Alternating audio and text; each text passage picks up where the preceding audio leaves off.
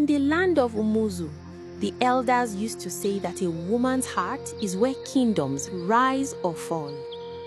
This is the story of two princesses, one maid and a young man whose love and blood would expose everything that had been hidden in the dark. The sun was hot that afternoon and the river shimmered like melted bronze. Two princesses laughed in the shallow part of the water, splashing and teasing one another. They were daughters of the great king of Umuzu, but here, at the river, they played like ordinary girls, forgetting the weight of crowns and titles. They did not know that danger was already watching them. From the trees, two rough-looking men emerged, weapons in their hands, eyes hungry with evil intentions. The maid saw them first and screamed. The princesses froze in the water, too shocked to move. The older princess, Adama, hugged onto her sister in fear. The attackers laughed and ordered them out of the river. The men moved closer, talking about ransoms and pleasures, about how the king would beg for his daughters. One raised his club to strike the maid when a voice cut through the air. "Let her go." They turned and saw him, a young hunter with broad shoulders, dark skin glistening with sweat, and a bow in his hand. His name was Emeka, though they did not know it yet. He stood alone, but his eyes carried the strength of 10 warriors. The attackers laughed at first. They thought he was just another villager. But before the first laugh ended, an arrow flew. One man fell. The second ran at Emeka with a knife, but the hunter moved like a shadow, struck him with the bow and dropped him to the ground. Only one attacker managed to crawl away into the bushes, leaving blood behind him. The river went silent. Even the birds paused. The maid sobbed. The princesses, still shaking, stared at the stranger who had just turned their nightmare into a memory. "Do not be afraid," he said softly, looking away so they could throw shyly. "You are safe." Afia took a step forward, her hands still trembling. "Emeka, may the gods of Umuzu reward your bravery. I will tell my father, the king. He will want to thank you himself." "You saved our lives," she whispered. "We are princesses of this land. I am Afia, and this is my elder sister, Adama. We owe you everything." The young man bowed slightly, embarrassed. "I did what any son of Umuzu should do. The gods put me on this path. I only obeyed." Adama stared at him with an intensity that surprised even her. His courage, his calm, his refusal to boast, everything about him drew her in. She had seen many strong men in the palace, but none like this. In that moment, the idea formed in her mind. A man like this should belong to a princess like her. Afia, however, simply felt gratitude and a calm warmth in her chest, the kind that comes when you recognize kindness that expects nothing in return. "Tell us your name," she said. "My name is Emeka. I live with my mother at the edge of the forest." Afia smiled. "Emeka, may the gods of Umuzu reward your bravery. I will tell my father, the king. He will want to thank you himself." Adama leaned closer. "I will send for you. Or better still, I will come myself. A man like you should not go unnoticed by the throne." Emeka simply nodded, not understanding that the seed of obsession had just been planted in a royal heart. They left the river. The maid walked behind them, still shaking but alive, carrying a secret. She had seen the way Princess Adama looked at Emeka, and it frightened her more than the attackers. At the palace, the story spread like hammer and fire. The king listened in silence as Afia narrated how a stranger arrived at the exact moment they thought death had come. She described his speed, his strength, how he faced danger alone while others would have run. The queen shook her head in awe. The king lifted his hands to the sky and praised the gods for sending a helper. "Find him," the king ordered. "Bring me his name and his home. A man who saves my daughters has saved my lineage. I must honor him." Afia bowed and volunteered to take a gift of appreciation herself. The queen agreed, believing it would show humility and gratitude. Adama said nothing, but inside, she was already planning more than just a visit of thanks. Far away from the palace's golden light, Emeka returned to his small compound where his mother, weak with sickness, lay on a raffia mat. His laughter with his childhood love, Amaka, had already filled the air earlier that day. They were planning their future, how he would play her bride price, how they would raise children who would inherit his strength and her gentle heart. The river incident delayed him, and as he ran home, he prayed that his mother was still breathing. She was alive, but her cough shook her whole body. Amaka stood over her, wiping sweat from her forehead, worry painting her face. The moment Emeka entered, Amaka rushed to him with relief and fear. She cried, "Where have you been? Your mother fainted again." Emeka knelt beside his mother, his heart tight in his chest.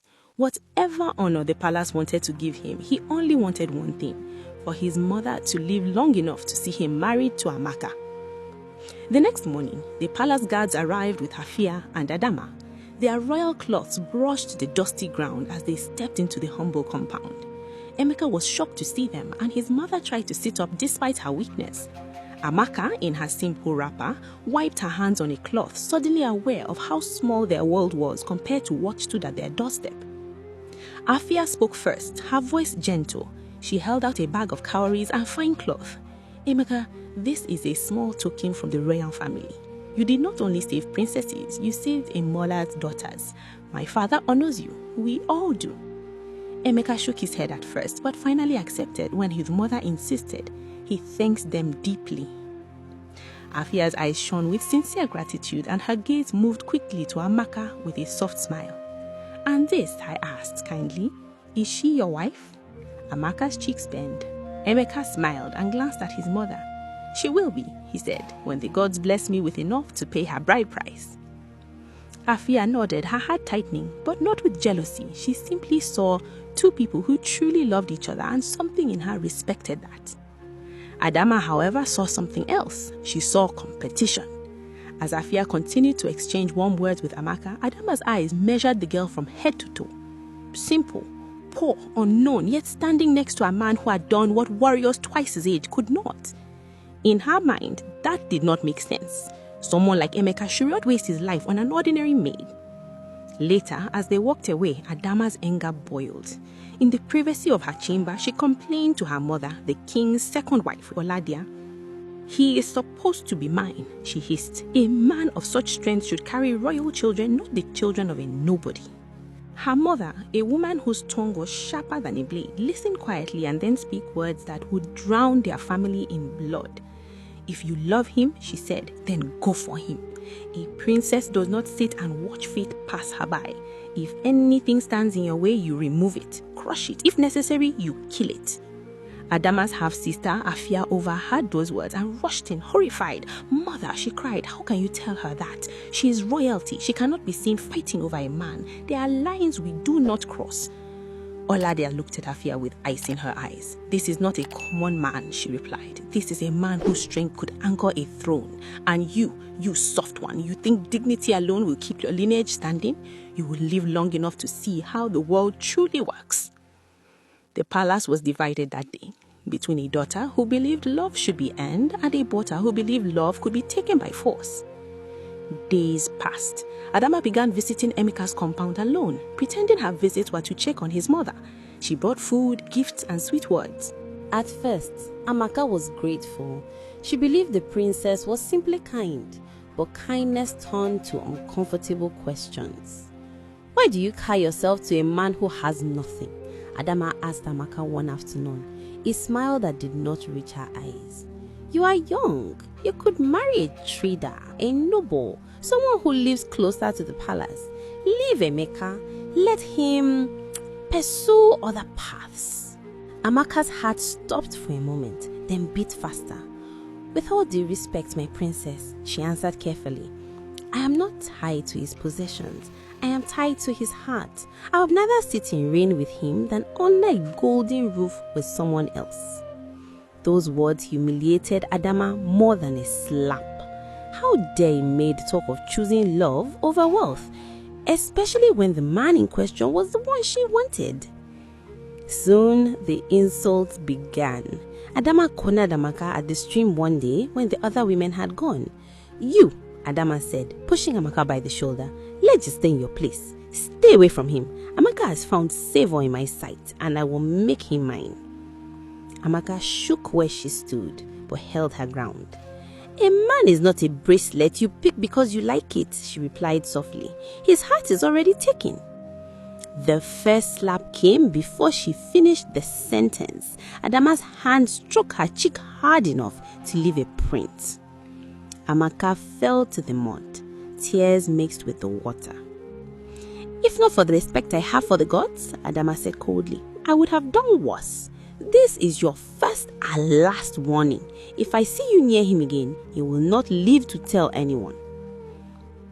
When Emeka found Amaka later, her cheeks swollen and her eyes red, he demanded to know who touched her. She tried to hide it, afraid to bring royal anger upon their home, but his persistence broke her. "It was Princess Adama," she whispered. "She told me to leave you. She said she would kill me if I don't." Emeka's world shook. He knew Adama had become unusually close, but he had mistaken it for gratitude. Now he saw it clearly. Desire, twisted by entitlement. The next day, he went to the palace and asked to see Adama. The guards hesitated, but news of his presence reached Afia, who quickly came out. "My beloved," Afia said kindly, using the word not as a claim, but as a reflection of his love for Amaka. "What is it? Your face is stormy." Emeka looked at her, torn between respect and anger. "My princess," he said, "I have never disrespected this palace. I fought men at the river without asking for reward. But your sister has laid hands on my betrothed. She humiliated her, threatened her life. I can overlook insult to myself. I cannot overlook harm to the woman I love." Afia's heart broke for him. She promised to talk to Adama. When she confronted her sister, Adama did not deny it. Instead, she turned her anger toward Afia. "So you also want him?" Adama spat. "Is that why you are defending that girl? Do you not see the way I look at him? You sit there pretending to be righteous while your heart burns for what is mine." Afia shook her head slowly, tears in her eyes. "What is yours?" she whispered. "The man has chosen, Adama. We're princesses. We're supposed to be examples, not warnings." Their argument reached the ears of the king. He summoned them and heard bits of the matter, twisted by Oladia's tongue. Oladia painted Adama as a misunderstood daughter, and Amaka is a manipulative girl, trying to use her beauty to drag royalty into shame. The king, torn between his wives and his own confusion, warned his daughters to be careful. "You are royalty," he said. "The maidens of this kingdom watch you. Do not let your heart drive you into disgrace." But the words fell like seeds on two different soils. Afia took them as a reminder to stay humble. Adama took them as a challenge to win faster. Then one morning, Amaka disappeared. Her mother woke up and found her sleeping mat empty. The cooking stones were cold, her clothes were still there, her favorite wrapper still hung on the rope.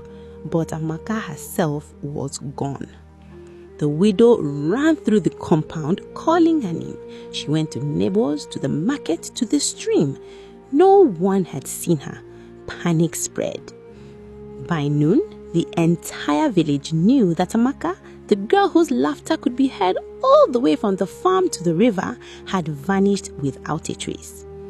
Her mother wailed in the compound, rolling on the ground, throwing sand on her head.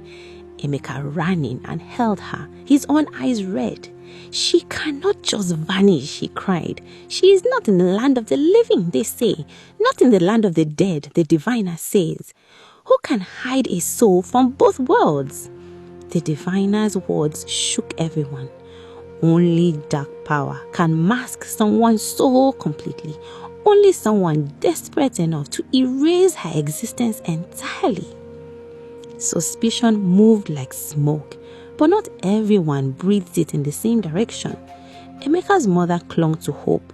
"My daughter is alive," she kept repeating even to the sky. "Until the gods themselves say otherwise, my daughter is alive." Emeka refused to leave her side. He slept sitting up by the door, hoping that if Amaka returned in the middle of the night, he would be the first to see her. He barely ate. The boy who once laughed loudly at little jokes now sat in silence, listening to nothing but his own heartbeat echoing the absence in his chest. It was in this time of weakness that Adama saw an opportunity. One evening, she came to Emeka's house alone. The night was quiet, the air heavy. She slipped inside, dressed in a thin wrapper that could not fully hide her intentions. She found him sitting on the floor, his head in his hands. "Emeka," she whispered, "you are not meant to be alone. You are a man. You need comfort. Let me be that for you." When he looked up and saw her standing there, half-dressed, his heart recoiled. He stood immediately and stepped back as if fire had entered the room. "My princess," he said, voice shaking with anger and disbelief. "This is not right. Amaka is missing, not dead. This is not how a woman preserves her dignity, and certainly not how a princess does." She moved closer. "Forget her," Adama said. "If the gods wanted her here, they would have kept her. Look at me. I am offering you what common girls dream of. You will be brother-in-law to kings. You will never lack. Just accept me." Emeka's voice rose. "Leave, my princess. If it was not for the respect I have for your father's throne, I would not even call you that tonight. Leave before you dishonor yourself completely." Humiliated, Adama left, her chest burning with rage. It was no longer just jealousy, it was hatred. Hatred for Amaka, hatred for the love between Emeka and a girl she considered beneath her, and hatred for anyone, including Afia, who dared to stand between her and what she wanted. Soon after that night, Adama took a step even darker than her mother's advice. She went to a man known for twisting herbs into weapons, a secret poisoner loyal only to whoever paid him more. She paid him handsomely to remove Amaka from the path. He did. Amaka's body was never found, but her spirit would not remain silent forever. With the path seemingly cleared, Adama planned her next move. She cooked a special meal, one seasoned not just with pepper and salt, but with something invisible and deadly. She sent an invitation to Emeka to come to the palace under the pretense of honoring him, using Afia's name as bait. "Please come," she said sweetly. "My sister and I want to make sure you eat well. You have suffered too much since Amaka disappeared." When Emeka arrived, the palace cooks and servants watched in admiration. A princess was cooking for a common hunter. This alone would have made a good tale if the pot had been clean. Adama served the food herself. She sat across from him, watching every swallow. At first, he smiled. The food was indeed delicious, and hunger had been his companion for days. But halfway through, his hands began to tremble. Sweat broke out on his forehead. His chest tightened. "Emeka, my princess," he whispered, "something is wrong." He tried to stand but fell. The room spun. Adama's eyes widened, not with concern, but with shock at how quickly the poison moved. She screamed, not from guilt, but from fear of being blamed. "Help! Help! Someone help him!" Servants rushed in. Afia heard the noise and ran. She dropped to her knees, cradling his head, shouting his name. "Emeka! Emeka! Stay with me, please!" The herbalist came, the same man Adama had secretly visited, and pretended to examine him. He shook his head slowly. "He is gone," he announced. "The gods have taken him." The palace howled in grief. Afia screamed as if part of her soul had been ripped from her chest. Adama fell to the floor, crying dramatically, hiding her satisfaction behind a wall of tears. But the gods had been watching.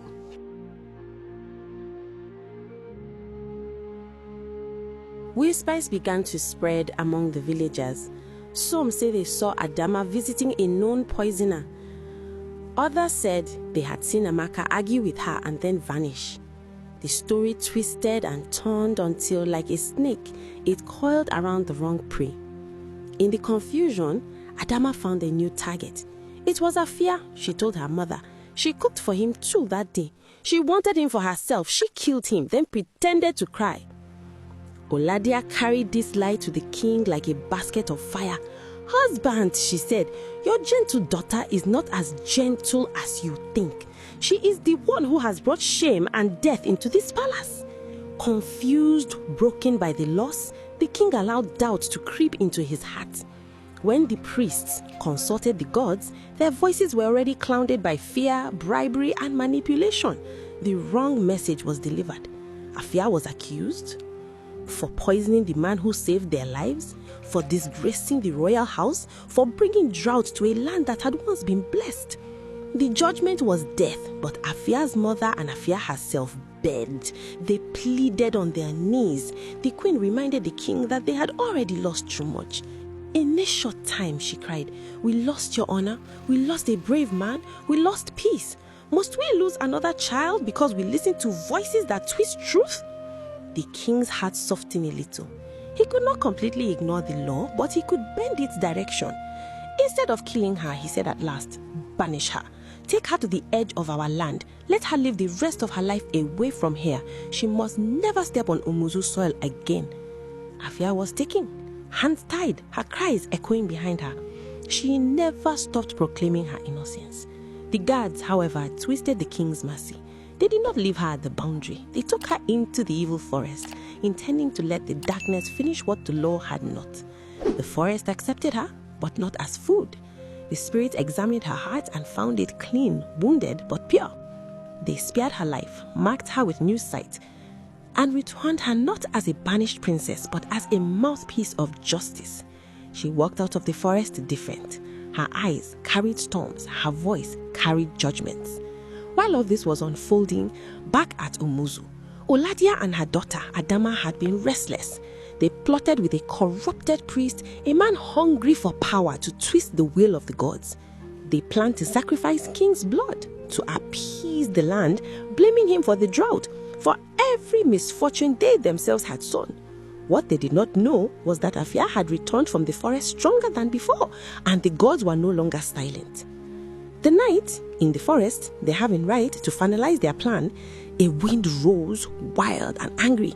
The trees whispered, the birds fled, the guards' hands trembled as they raised their weapons. Before they could know, a voice they knew and feared filled the air. "Stop!" Afia stepped into the clearing, the forest behind her like an army. "You have spilled enough innocent blood," she said. "The gods have watched you lie, watched you twist justice, watched you break what you were meant to protect. Tonight, every hidden thing will be dragged into the light." Adama tried to speak, but her tongue felt heavy. Oladia tried to run, but her legs refused to move. The corrupt priest fell to his knees, choking on the very air he had polluted with lies. Before the gathered eyes of guards, villagers, and spirits, Afia revealed everything. How Adama had poisoned Emeka out of jealousy. How Oladia had bribed and threatened those who spoke the truth. How they had used Afia as a scapegoat, and how Emeka had been removed like a stain from a garment. She pointed to the marks only the spirits could leave, and the secrets only the guilty would know. The king, brought to the forest by fear and curiosity, stood in shock as each truth landed like a blow to his chest. His eyes moved from Afia to Adama, from Adama to Oladra. "Is this true?" he asked, but his voice was already broken. He knew the answer.